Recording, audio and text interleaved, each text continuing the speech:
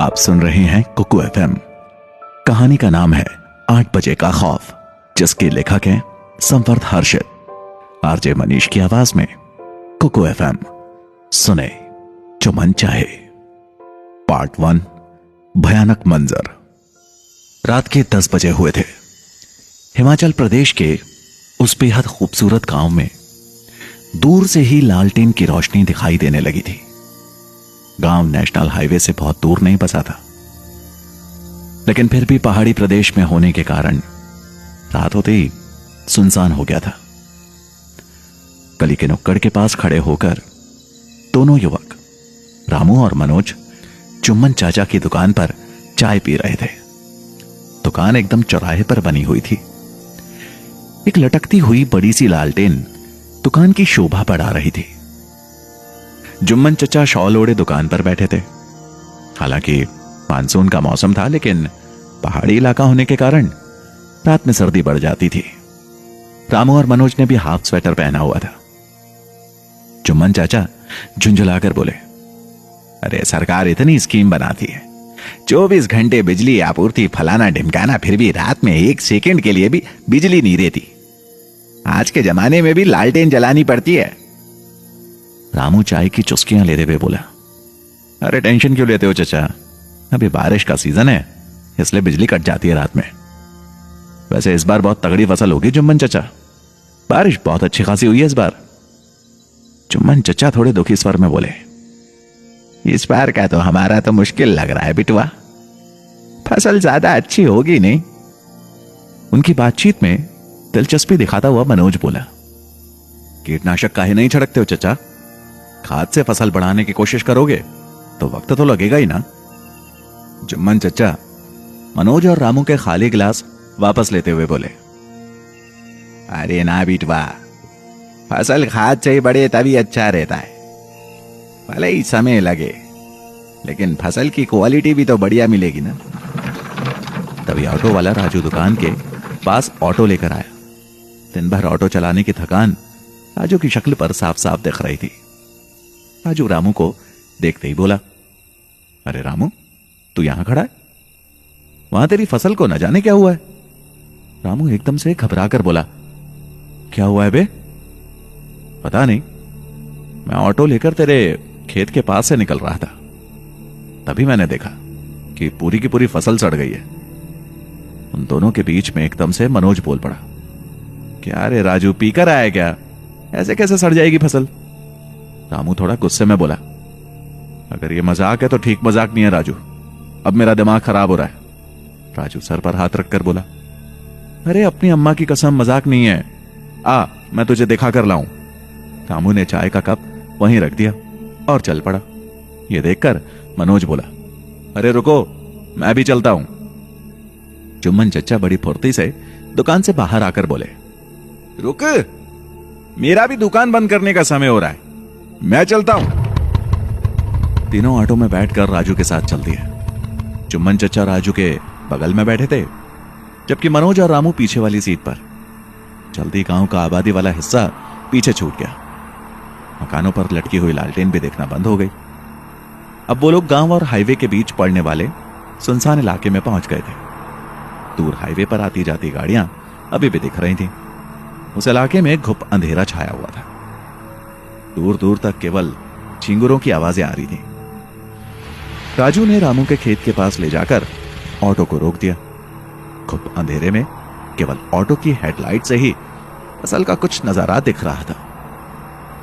रामू, जुम्मन और मनोज खेत की तरफ बढ़े, जबकि राजू ऑटो में ही बैठा रहा। राजू के ऑटो में एक बड़ी वाली टॉर्च पड़ी थी। रामू ने उसे ले लिया और चलाकर इधर उधर देखा। सामने का नजारा देखकर रामू का दिल बैठ गया। वो पूरे रास्ते यही मनाते हुए आया था कि काश राजू की बात झूठ निकले, लेकिन ऐसा नहीं था। उसकी पूरी की पूरी फसल वाकई में सड़ गई थी। रामू को इस सदमे से उभरने का मौका भी नहीं मिल पाया था कि अचानक जुम्मन चचा उसका गिरेबान पकड़कर गुस्से में बोले, सही सही बताना रामू, क्या इस बार तूने अपना हिस्सा घर के बाहर रखा था? रामू चुप रहा, उससे कोई जवाब देते नहीं बना। वो जुम्मन से नजरें चुराने लगा। ये देखकर मनोज भी चिल्लाया, चुप काहे है बुड़बक, जवाब दे, रखा था हिस्सा घर के बाहर। रामू हकलाते हुए बोला, वो दरअसल इस बार मैं भूल गया था चचा। जुम्मन के हाथ रामू के गिरेबान पर और कस गए। वो दांत भींचकर गुस्से से बोला, भूल गया था हरामखोर, ये भूल गया कि साल के इस वक्त हमें अपनी फसल का एक हिस्सा खेत से काटकर घर के दरवाजे पर रखना पड़ता है ताकि पिशाच का प्रकोप गांव पर ना फैले। अब तू तो मरेगा ही, साथ में पूरा गांव मरेगा, पिशाच किसी को नहीं छोड़ेगा। रामू थोड़ा सा घबराया सा था। अब उसके चेहरे के भाव एकदम से बदल गए। वो हंसते हुए बोला, कौन सा पिशाच चचा, किस पिशाच से खौफ खाकर साल के इसी नियत समय पर हर बार गांव वाले फसल का आधा हिस्सा घर के बाहर रख देते हैं। मैंने तो ना देखा कभी उस पिशाच को, तो क्यों मैं ऐसी अफवाह के चलते अपनी मेहनत का एक हिस्सा हमेशा अपने हर साल घर के बाहर रखूं। मनोज अपना माथा पीट कर बोला, अरे मूर्ख इंसान, पिशाच तुझे इसलिए नहीं दिखा क्योंकि फसल हमेशा सब लोग समय पर दरवाजे पर रख देते थे, लेकिन अब पिशाच का क्रोध पूरे गांव को लील जाएगा। रामू ने चिढ़कर उससे कहा, काहे अंधविश्वास फैलाते हो बे तुम लोग, फसल का एक हिस्सा न रखने से कोई फर्क नहीं पड़ने वाला क्योंकि कोई पिशाच है ही नहीं। मनोज का चेहरा लाल पड़ गया था। वो बोला, तुझे हमारी प्राचीन लोक कथा का सम्मान करना चाहिए था रामू। कई सौ साल पहले एक पिशाच का आतंक पूरे गांव में फैला था। वो साल के बस एक दिन आता था और ग्रामीणों को मारकर उनकी फसल ले जाता था। इस भयानक पिशाच से निपटने का यह तरीका हमारे पुरखों ने ही निकाला था कि फसल का कुछ हिस्सा घर के बाहर रख दिया जाए। इससे पिशाच को जो चाहिए वो उसे मिल जाएगा और गांव वाले भी साल के एक दिन किसी तरह के दुर्भाग्य का शिकार होने से बचे रहेंगे। लेकिन तूने आज इस प्रथा का उल्लंघन कर दिया। अब तो न जाने कैसी मुसीबत आएगी गांव पर। रामू मनोज से बोला, ये पहाड़ी लोक कथा मैं भी जानता हूं, लेकिन तुम लोग शायद इन चीजों को ज्यादा ही गंभीरता से लेते हो। फसल खराब होने का कारण खराब क्वालिटी का कीटनाशक भी तो हो सकता है ना। जरूरी नहीं है कि ये किसी काल्पनिक पिशाच का ही किया धरा हो। जुम्मन गुस्से में बोला, ये जिसे तू काल्पनिक पिशाच कह रहा है ना, उसे कुछ लोग फसल का देवता मानकर उसकी पूजा करते हैं। उनका मानना है कि पिशाचिक शक्तियों की वजह से ही कम बारिश में भी इस गांव की फसल बेहतरीन होती है। बदले में पिशाच चाहता है तो बस फसल का एक हिस्सा। तुझे एक हिस्सा देने में इतनी तकलीफ हो गई? रामू ने जवाब दिया, बात एक हिस्से की नहीं है जुम्मन। अगर गांव वाले किसी बेतों की बात में विश्वास करना चाहते हैं तो करें। आप सभी लोगों से तो इस तरह की उम्मीद नहीं कर सकते ना। मैं नहीं मानता किसी फसल के देवता को, जिसको जो करना है कर ले। तभी रामू को गुस्से से घूरते मनोज और जुम्मन की आंखों में डर नजर आने लगा। वे धीरे धीरे पीछे हटने लगे। रामू उनके चेहरे के बदलते भाव को देखकर बोला, अरे अब तुम लोगों को क्या हुआ, इतने घबरा क्यों रहे हो? तभी रामू ने महसूस किया कि उसके पीछे कोई खड़ा है। किसी की तेज सांसों को वो अपनी गर्दन पर महसूस कर सकता था। इससे पहले कि वो पूरी तरह पीछे मुड़ पाता, तेज धार वाले नाखून उसकी गर्दन काटते चले गए। गर्दन से ज्यादा खून बहने के कारण वो वहीं गिर पड़ा। उसके मुंह से रक्त की धार फूट पड़ी। अब जुम्मन चचा और मनोज पूरी तरह चीखे और तेजी से भागते हुए राजू के ऑटो के पास पहुंचने के लिए दौड़ने लगे। क्योंकि थोड़ा सा दूर खड़ा था। जुम्मन दूर से ही चिल्लाते हुए बोला, ये राजू, ऑटो स्टार्ट कर। राजू ने तो जैसे उनकी बात को अनसुना ही कर दिया। जुम्मन और मनोज जल्दी से ऑटो के अंदर बैठ गए। वे बोले, ये राजू क्या हुआ, जल्दी ऑटो चलाना। भयानक पिशाच ने रामू को मार डाला। हमें गांव जाकर सबको उसके बारे में बताना होगा। तबाही आने वाली है गांव में, तबाही। राजू ने फिर भी कोई जवाब नहीं दिया। पिशाच का जिक्र सुनकर उसके चेहरे पर घबराहट का कोई भी भाव नहीं आया। मनोज उसे हिलाकर बोला, ये राजू, तू ऑटो क्यों नहीं स्टार्ट कर रहा? तूने सुना नहीं हमने क्या कहा? राजू ने धीरे से अपना सर पीछे घुमाया।